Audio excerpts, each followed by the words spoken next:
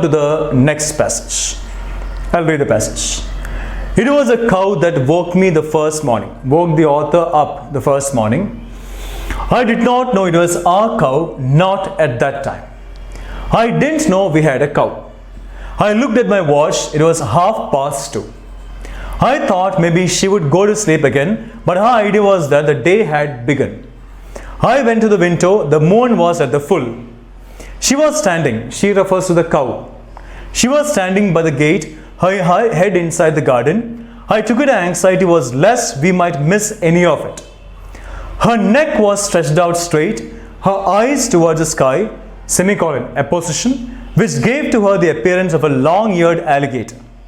I have never had much to do with cows. I don't know how you talk to them.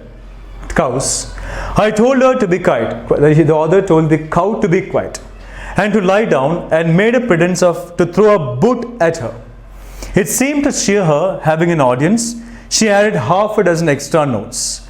I never knew before a cow had so much in her. So passage tells us that the author woke up one morning. A cow woke the author up one morning. The author was confused as to whose cow it was, because he thought that he didn't have a cow. He went to the window. The moon was at the full.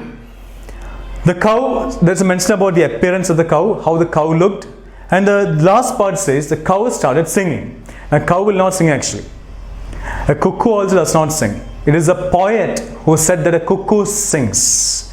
It's a poet who says that a cuckoo sings. Poetry is all about imagination. Now, a poet will never say that a crow sings, because a crow's voice is not pleasant to our ears. As a cuckoo's voice is pleasant to our ears, the poet says that a cuckoo sings. In fact, a cow does not sing. But here it says the cow added half a dozen extra notes. That means started singing, continued singing. The poet's imagination actually. So the author made a pretense of throwing a boot at the cow to make her stop her song and to lie down, to make her lie down. But the cow took it the other way.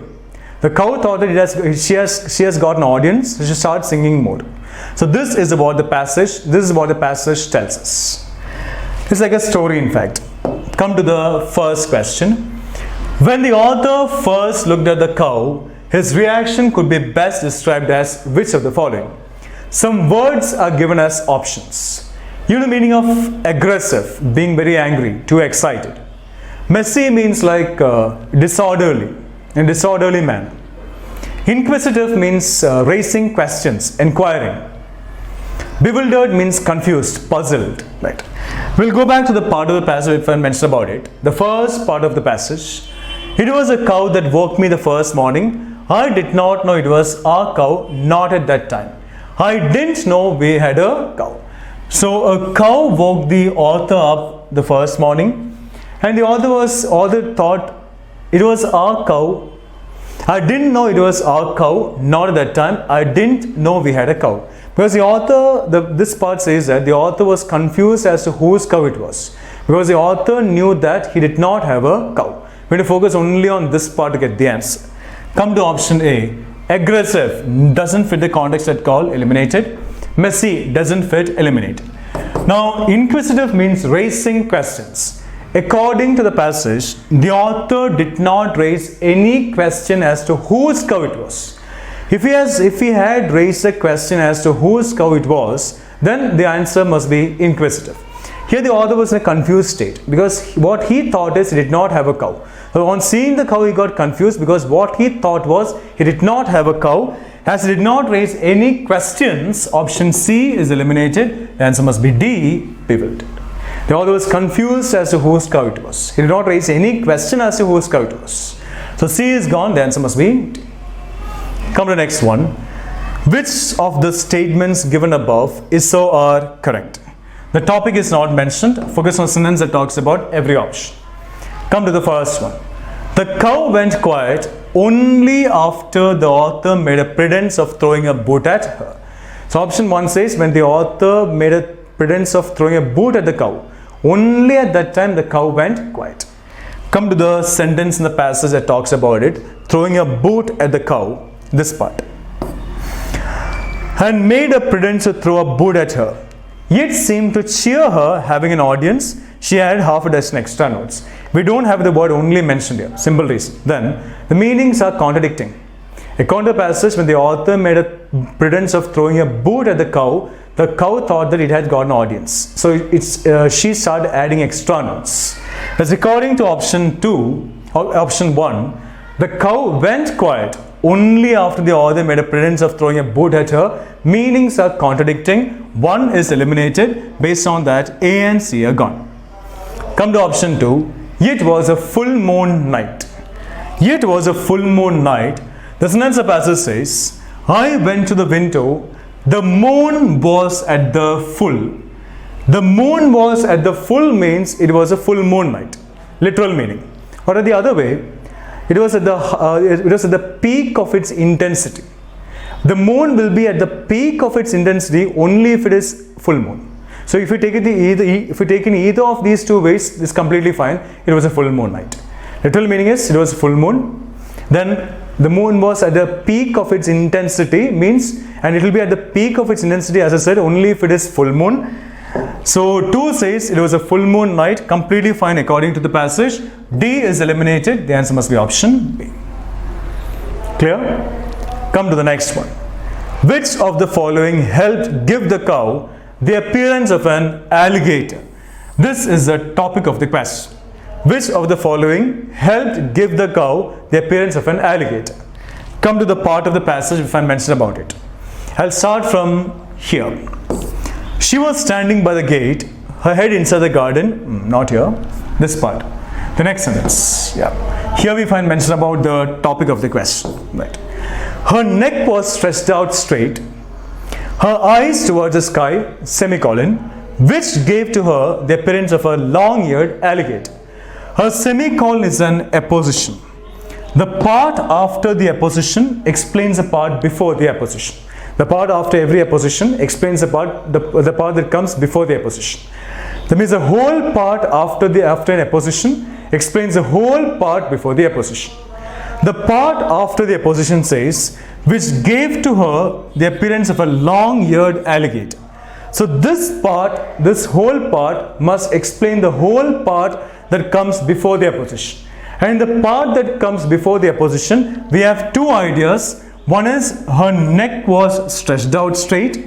The other one is her eyes towards the sky. So these two must be considered. So according to the sentence in the passage, these two gave the cow the appearance of a long-eared alligator.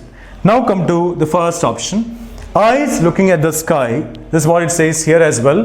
Her eyes looking towards the sky, looking at the sky, the same meaning. One must be considered. Based on that, B and D are eliminated.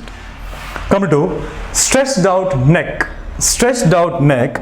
The sentence in the passage says, her neck was stretched out straight. Now, stretched out straight is the same as stretched out neck. Now, no matter in which direction you stretch your neck, it will be straight. In whichever direction you stretch your neck, it will remain straight. So, stretched out neck is the same as her neck was stretched out straight.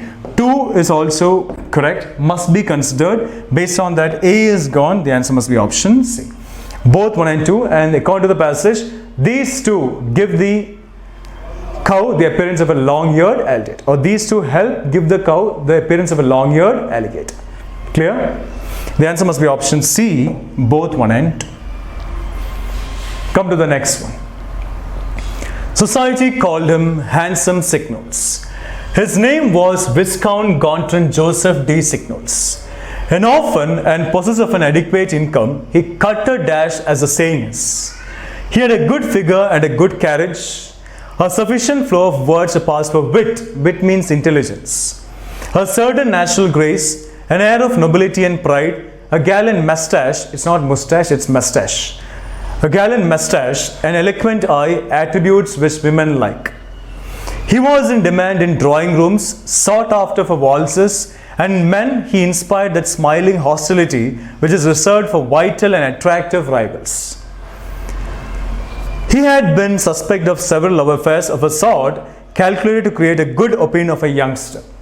He lived a happy, carefree life in the most complete well-being of body and mind. He was known to be a fine swordsman and a still finer shot with a pistol. So passage talks about a person called handsome signals. There's a mention about how he presents himself. It means there's a mention about his personality. This is what the passage is telling us about. Come to the first question. The topic is mentioned.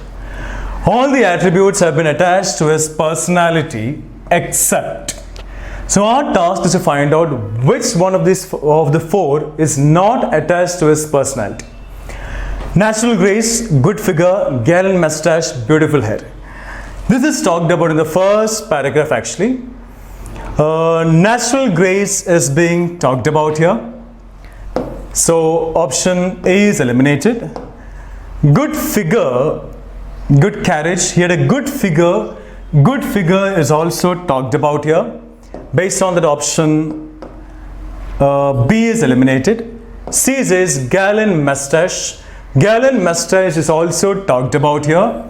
So C is also eliminated. D says beautiful hair. Beautiful hair is not attached to his personality in the passage. So we are asked to find out what is attached to his personality except.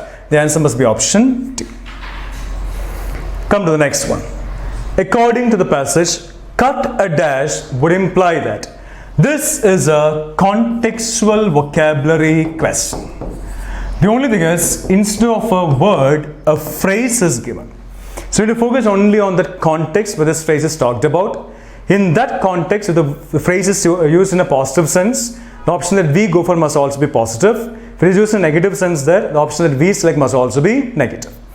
We'll go back to the part we find mentioned about this phrase, cut a dash. I'll read only this part of the passage. An orphan and possessor of an adequate income, he cut a dash. As the saying is, he had a good figure and a good carriage, a sufficient flow of words to pass a wit, a certain natural grace, an air of nobility and pride, a gallant mustache, an eloquent eye, attributes which women like. So this is a context in which we find the phrase cut a dash, and this context is positively charged, undoubtedly. That means in this context, this phrase is used in a positive sense. So option that we select must also be positively charged.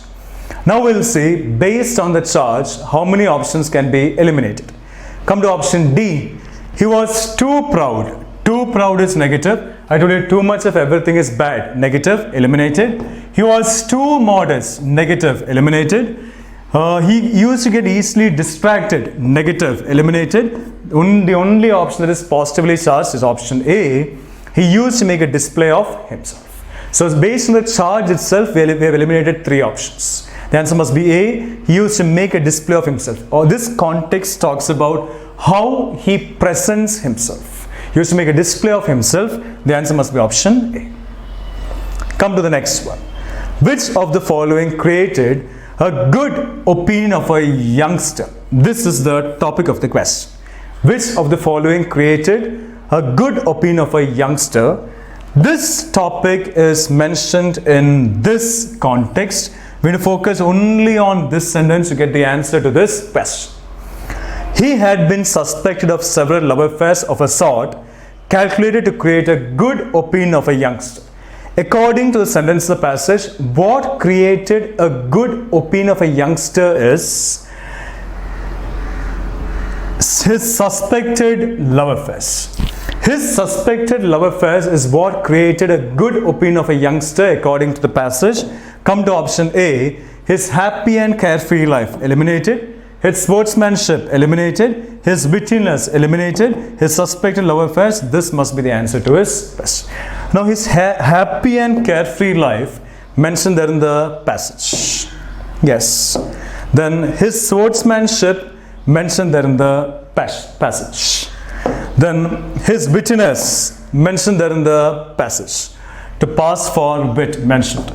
Now A, B and C are correct according to the passage, but these three are not the answers to this question. We need to answer to the question. All the four options may be correct according to the passage, but our task is to answer to the question, understand the question well before moving on to the options. As per the passage, what creates a good opinion of a youngster is his suspected love affairs. The answer must be option D. So we have gone through the exercise based only on the concepts we discussed. We have select options and eliminate options based only on those concepts. We had a valid logical reason to select an option as well as to eliminate an option. As I told you, reading comprehension will be fine only with practice. We'll take you through some more passages later after completion of the other topics. Hope it was clear to you. Thank you.